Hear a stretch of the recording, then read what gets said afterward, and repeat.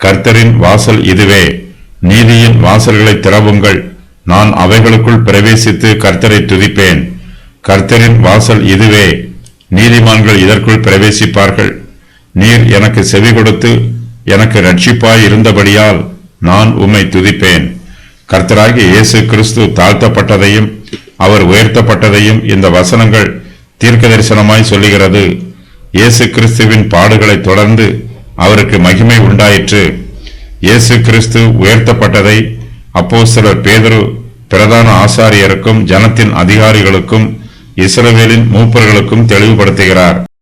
அப்பொழுது பேதுரு பரிசுத்த ஆவியினாலே நிறைந்து அவர்களை நோக்கி, ஜனத்தின் அதிகாரிகளே, இஸ்ரவேலின் மூப்பர்களே, பிணியாளியாய் இருந்த இந்த மனுஷனுக்கு செய்யப்பட்ட உபகாரத்தை குறித்து எதனாலே இவன் ஆரோக்கியமானான் என்று நீங்கள் இன்று எங்களிடத்தில் விசாரித்து கேட்டால், உங்களால் சிலுவையில் அறையப்பட்டவரும் தேவனால் மரித்தோரிலிருந்து எழுப்பப்பட்டவருமாய் இருக்கிற நசரேயனாகிய இயேசு கிறிஸ்துவின் நாமத்தினாலேயே இவன் உங்களுக்கு முன்பாக சொஸ்தமாய் நிற்கிறான் என்று உங்கள் எல்லாருக்கும், இஸ்ரவேல் ஜனங்கள் எல்லாருக்கும் தெரிந்திருக்க கடவது.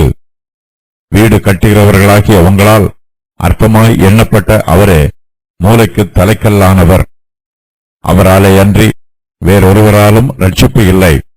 நாம் ரட்சிக்கப்படும்படிக்கு வானத்தின் கீழெங்கும் மனுஷர்களுக்குள்ளே அவருடைய நாமமே அல்லாமல் வேறொரு நாமம் கட்டளையிடப்படவும் இல்லை என்றான். அப்போஸ்தலர் 4:8-12 வரை.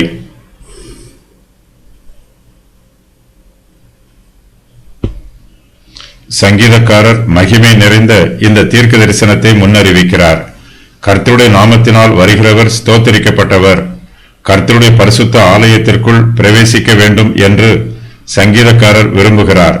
தேவனுடைய நாமத்தை மகிமைப்படுத்த வேண்டும் என்பதற்காகவும் கர்த்தரை துதித்து ஸ்தோத்திரம் பண்ண வேண்டும் என்பதற்காகவும் சங்கீதக்காரர் தேவனுடைய வாசஸ்தலத்திற்குள் பிரவேசிக்க ஆசைப்படுகிறார்.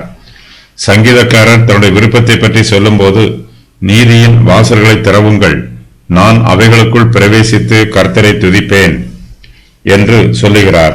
நீதியின் வாசல்கள் என்பது தேவனுடைய ஆலய பிரகாரத்தின் வாசல்களை குறிக்கிறது. நமக்கு நீதியின் வாசல்கள் திறக்கப்படும் போது நாம் அவற்றுக்குள் பிரவேசிக்க வேண்டும். தேவனுடைய பரிசுத்த ஸ்தலத்திற்குள் நம்மால் எவ்வளவு தூரம் போக முடியுமோ அவ்வளவு தூரம் நாம் பயபக்தியோடு போக வேண்டும். தேவனுடைய ஆலயத்திற்குள் பிரவேசித்து கர்த்தரை துதிக்க வேண்டும். சங்கீதக்காரருக்கு நீதியின் வாசல்கள் திறக்கப்படுகிறது. தேவனுடைய ஆலயத்திற்குள் பிரவேசிக்க அவருக்கு அனுமதி கொடுக்கப்படுகிறது. கர்த்தரின் வாசல் இதுவே, நீதிமான்கள் இதற்குள் பிரவேசிப்பார்கள் என்று சங்கீதக்காரர் சொல்லுகிறார். கர்த்தர் நியமித்திருக்கிற வாசல் இதுவே, இதற்குள் நீதிமான்கள் பிரவேசிக்க வேண்டும். இந்த வாக்கியத்தில் வாசல் என்னும் வார்த்தை இயேசு கிறிஸ்துவை குறிப்பதாக வேத பண்டிதர்கள் வியாக்கியானம் சொல்லுகிறார்கள். நாம் இயேசு கிறிஸ்துவின் மூலமாகவே தேவனுடைய சமூகத்தில் பிரவேசிக்கிறோம். கிறிஸ்துவே தேவனுக்கும் நமக்கும் நடுவே மத்தியஸ்தராய் இருக்கிறார். இயேசு கிறிஸ்துவின் மூலமாகவே நாம் தேவனோடு ஐக்கியமாய் இருக்கிறோம். பிதாவாகிய தேவன் தமது குமாரனாகிய இயேசு கிறிஸ்துவின் மூலமாய் நம்முடைய துதிகளையும் ஸ்தோத்திரங்களையும் அங்கீகரிக்கிறார். நான் போகிற இடத்தை அறிந்திருக்கிறீர்கள், வழியையும் அறிந்திருக்கிறீர்கள் என்றார். தோமா அவரை நோக்கி, ஆண்டவரே, நீர் போகிற இடத்தை அறியோமே, வழியை நாங்கள் எப்படி அறிவோம் என்றான். அதற்கு இயேசு, நானே வழியும் சத்தியமும் ஜீவனுமாய் இருக்கிறேன். என்னாலே அல்லாமல் ஒருவனும் பிதாவினிடத்தில் வரான். என்னை அறிந்தீர்களானால் என் பிதாவையும் அறிந்திருப்பீர்கள். இது முதல் நீங்கள் அவரை அறிந்தும் அவரை கண்டும் இருக்கிறீர்கள் என்றார். யோவான் 14:4-7 வரை. சங்கீதக்காரர் நீதியின் வாசலை கண்டுபிடித்திருக்கிறார். இந்த கண்டுபிடிப்புக்காக அவர் கர்த்தருக்குள் மிகவும் சந்தோஷமாய் இருக்கிறார். நீண்ட காலமாய் நீதியின் வாசல் அடைக்கப்பட்டிருந்தது. பல வருஷங்களாக ஜனங்கள் நீதியின் வாசலை தட்டினார்கள். தட்டுங்கள், அப்பொழுது உங்களுக்கு திறக்கப்படும் என்னும் வாக்கியம் நிறைவேறத்தக்கதாய் இப்போது நீதியின் வாசல் திறந்திருக்கிறது. சங்கீதக்காரர் கர்த்தரை துதிப்பதாக வாக்கு பண்ணுகிறார். நீர் எனக்கு செவி கொடுத்து எனக்கு இரட்சிப்பாய் இருந்தபடியால் நான் உம்மை துதிப்பேன் என்று சொல்கிறார். கர்த்தருடைய பரிசுத்தவான்கள் இதுவரையிலும் கிறிஸ்துவின் நாளை தூரத்தில் இருந்து பார்த்தார்கள். இப்போதோ கர்த்தராகிய இயேசு கிறிஸ்துவும் அவருடைய நாளும் நமக்கு சமீபமாய் இருக்கிறது. கர்த்தர் நம்முடைய ஜெபங்களை கேட்கிறார், நம்முடைய ஜெபங்களுக்கு பதில் கொடுக்கிறார். பழைய ஏற்பாட்டு காலத்து பரிசுத்தவான்கள் மேசியாவின் வருகைக்காக ஜெபம் பண்ணினார்கள். கர்த்தர் அவர்களுடைய ஜெபத்தை கேட்டு கர்த்தருடைய நாளை அனுக்கிரகம் பண்ணினார். கர்த்தர் சங்கீதக்காரரின் ஜெபத்திற்கு பதில் கொடுத்திருக்கிறார்.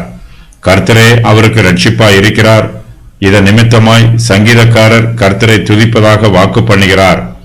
தாவீதின் விண்ணப்பங்கள்: நீதியின் வாசல்களை திறவுங்கள், கர்த்தாவே ரட்சியும், கர்த்தாவே காரியத்தை வாய்க்க பண்ணும். தாவீதின் பொருத்தனைகள்: தேவன் எனக்கு திறந்திருக்கும் நீதியின் வாசல்கள் வழியாய் நான் பிரவேசிப்பேன், கர்த்தரை துதிப்பேன்.